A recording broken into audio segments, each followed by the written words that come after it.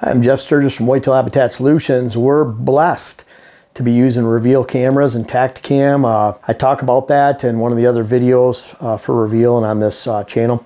And also on my own channel, Whitetail Habitat Solutions, we have a why did I switch to Reveal cameras. We go through a long list of why. But bottom line, blessed to be here. And you know, my whole goal when I started doing this back in 05 was to take what I'd learned. I was 35 years old then, and then teach and really try to help folks. So continuing that all the way fast forward to now, we're contributing videos to Reveal every single month, and we enjoy doing that. Again, blessed to have this partnership for a lot of reasons. And you know, this is something, what we try to do is match these videos to what's going on for the year. And there's a lot of winter scouting taking place, and really hunters looking for their next great spot to hunt, spot to find bucks. Maybe you just want to shoot a deer. But either way, I know that my viewership base on the channel scans from people that are just getting into hunting for the first year, their first season, to people that have been hunting 40, 50 years plus. And so I have a wide range, and I know that Reveal has that same wide range. And so while some things we talk about might be basic, some are more advanced. We kind of blend those all together. And when it comes to winter scouting rules, there's some things you really have to understand. And whether you're a new hunter or an old, because I feel like we can fall into traps, even as an older, more experienced hunter, that really can lead us astray when it comes into hunting season. Because after all, we're scouting for hunting season. We're not scouting for what takes place in the summer, what takes place in the winter, the spring. All different. The seasons dictate very much a different story from where a deer, especially a buck, is at from each season one to the next. For example, you'll find bucks, just to set the foundation of this discussion, what we found for many years is scouting summer bucks, they typically locate about a mile, mile and a half away from where they do during the fall, when you can hunt them. So a big difference. It can be very misleading. You find them here in the summer. If you have a lot on your land during the summer or the area you hunt, that's not necessarily a good thing. And so as it relates to wintertime, if you have a lot there in the winter, that's not necessarily a good thing. We're going to talk about that. Historical rubs. Let's just forget about where they're at, what time of the year it is. Let's just look for historical rubs. What I like about historical rub patterns, if you have a lot of rubs in a given area, now I've been up in the UP of Michigan in areas they bait, or you can find a lot of rubs right next to a bait pile. If you find a huge concentration of rubs out on public land, go within 100 yards, you probably find a bait pile. But generally speaking, if you find a lot of rubs in the woods, it's either a bedding area or that hidden food source, maybe an apple tree, a staging area where they leave their bed. I call it a bedding area, staging area, where they're leaving their bed, and then they transfer it to a food source 200 or 300 yards away. It's that thick area right outside a bedding area, flat, and then it's kind of open timber all the way to a food source. Or a lot of rubs right next to a food source. Staging area, not a bedding stage, but a food stage area. And that's that last source of cover that a buck enters where he feels safe before he enters the field. So he's transferred from his bedding cover, he's gone to this area, and then right around dark, he's stepping out of that staging area. That's why staging area is so hard to hunt. It's hard to hunt because a lot of does and fawns bed there. So although you'll find a lot of concentration of rubs next to a food source, that's not necessarily a good sign to follow. That just means the bucks are entering right there, but you need to be hunting them somewhere else. That somewhere else is that bedding area, staging area. That could be a rub line where it matches with a funnel, it matches with your scouting. Deer travel on the outside edge of the swamp. It looks like they go from this big cluster of swamp and bedding to this food source. You go in there, you find rub lines. You find old rubs. You find fresh rubs from the year before. You find trees that are scarred of rubs from many years past. That shows you there's a historical pattern of bucks using that area. Or you go into that area, you thought this was a good bedding area. You might even know this is a good food source over here, but there's no rub sign. There's no historical rub sign. There's no recent. It's telling you it's probably too wet or it's too far from a food source. So there's something blocking that for some reason they're not moving through. But likely it's because they're not bedding in that location. But historical rub sign, especially away from a food source, is really critical to watch for. It's really important. Not next to a bait pile, not next to a big food plot or a food source. That'll tell you at least bucks are in that area. But I want to find back in their bedding areas. I want to find back in their travel corridors where I'm actually going to try to hunt them. Summer or fall stand location, that kind of brings up, you know, the big question mark here. What have you found? Are you finding areas on fence rows, out in the middle of open hay fields or bean fields, where bucks will congregate during the summertime, but after those beans turn brown with the first frost, after that hay turns brown with the first frost, after the beans are picked, after that hay gets its last cutting, the leaves are falling down off the trees, there's hunters hitting the woods, those bucks go somewhere else, usually, like I said, a mile and a half away. Look for shavings of those rubs. If you're not sure, look at those rubs, a lot of wispy rubs, willow trees, young brush. You're going to find the antlers, they rub their antlers on when they're first losing that velvet, and you're going to find shavings from those trees that they rub under the leaves. Those leaves fall middle of October, early October in the extreme northern regions, all the way down to the end of October, down in West Virginia, Kentucky, Tennessee, Louisiana, into November even. So when you find shavings from those rubs under the leaves, that's before the rut. If it's before the rut, it could be an indication they were there during the summer, not the fall.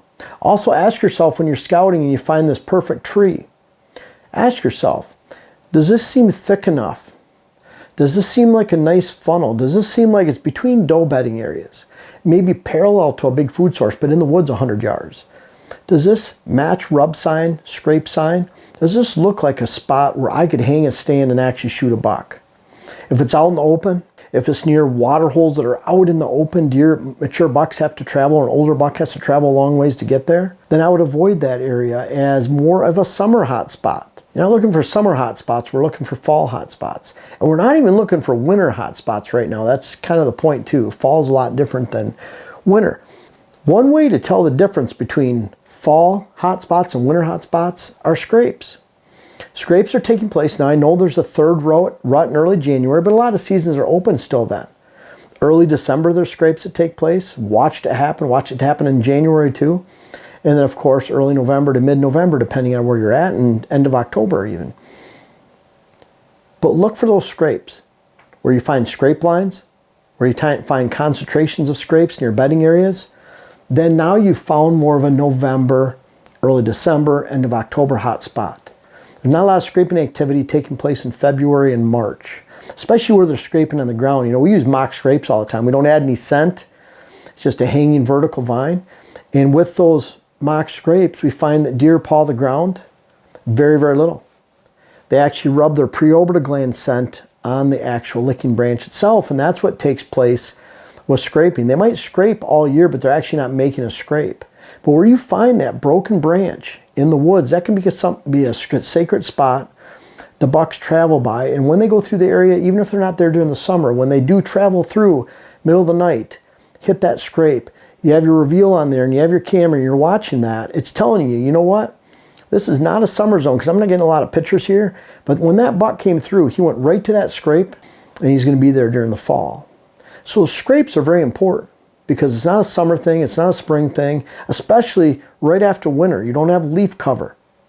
You're looking at these big open scrapes. I've been on client properties. I was on 9 in the last 10 days, Michigan and Northern Ohio. I do that every month. And it's really cool to see those when the snow's gone, right after snow melt, those big open scrapes, because it tells you exactly where those bucks were at during the fall. And even if you're looking in April and you don't have that spring green up, you don't have that ground cover yet, you can see those scrapes and know that those bucks were there during hunting season. That's a big difference from where they're at during the winter. Tracks, beds, pellets can be very, very misleading during the winter time. But when it comes to trails and tracks, the cool thing about that, kind of like that camera that you have on a scrape that you're watching, or you might hang a stand for the fall, but those deer aren't there during the summer yet. It's similar to those trails, meaning that if you think that deer is going to travel through here during the fall, and you have a lot of reasons to think so, it's between doe bedding areas, it's parallel to a food source, not going to a food source, meaning he's cruising. He's not just coming from bedding to food or back and forth. He's actually cruising during the November rut. And so you're looking at those trails that are there right after snow or during snow, because there'll be an accumulation of ice on those trails. They'll be deep beat down to the dirt from wintertime use. And those deer will tell you and confirm that you're looking at, these deer are traveling from point A to point B during the fall. And when they travel through, they've shown you during the winter where when they travel through this area, where their trails are at. Very, very easy to see now compared to the summertime. So really cool to look at right now and see those trails. Not to say those trails, again, are where you're going to shoot a deer. You have to figure all that out first and then look for those trails to confirm, yes, this is exactly where they're traveling through, and that'll confirm that and allow you to, and give an indication you should hang a hunting stand there during the fall. Again, when you're scouting during the winter, you're looking for indications that deer are there during the fall. And that brings me to winter and summer versus the hunting season. You know the patterns we see a lot, and I had a person come up to me at a restaurant over in Wisconsin a long time ago by where we hunt, and this is going back 10 to 12 years at least. His name is Paul from Minnesota. He happened to hunt about 1.75 miles to 2 miles away from where I did. We shot a lot of those bucks in the fall that he had pictures of in the summer and found the sheds from in the late winter and spring. He said, you know, we get these pictures, we get these sheds, but we don't get to shoot the bucks. I want to be the person that's actually hunting those areas where the bucks are at. There's a big difference. He sees a ton of deer during the summer. They get their antlers, and we find a real correlation between where a buck spends his time during the summer and where he winters, especially during the late winter. He's starting to go back into those summer patterns, bachelor groups, kind of all goes together. And we find there's a big difference between where they're at during the fall compared to where they're at during the summer. So during the winter time, I'm looking for where they're at during the fall. Knowing that where I find them during the winter, if I get them on my trail cameras in late winter, if I'm seeing them when I'm walking around, even finding antlers, finding sheds, they're probably somewhere else during the fall. Same with summertime. The best summertime buck hangouts are typically the opposite of where a buck wants to hang out during the fall. And look at this, during the summertime, they don't want to crash their velvet through the thick cover that they prefer during the fall. They'll actually avoid that and go to that big open canopy that's shaded, good airflow, keep their big bodies cool, they don't move much. And then they're on summer food that's typically not there during the fall. And that's why, not only compared to summer to fall, but winter to fall, make sure you're not being misled by sign, because tracks, rubs, pellets, deer beds can all be very misleading as it relates to winter time versus summer. So you're looking for concentrations of rubs away from food sources. Sometimes you get some rubs, new ones pop up during the winter time even, next to big food sources, just because there are a lot of bucks there, they're hanging out. We have bucks sparring on camera right now in early February. So where they're at, they're gonna leave some rubs when they're doing that. But scrapes will be more of an indication towards November. If you're finding rubs, make it historical. Make sure you ask yourself, is this where a big buck would be during the summer and the fall? And that way you can make sure that your winter scouting efforts are efficient and on target for helping put a big buck at your feet this fall, and not necessarily where you'd hang a trail camera during the summer and during the winter months.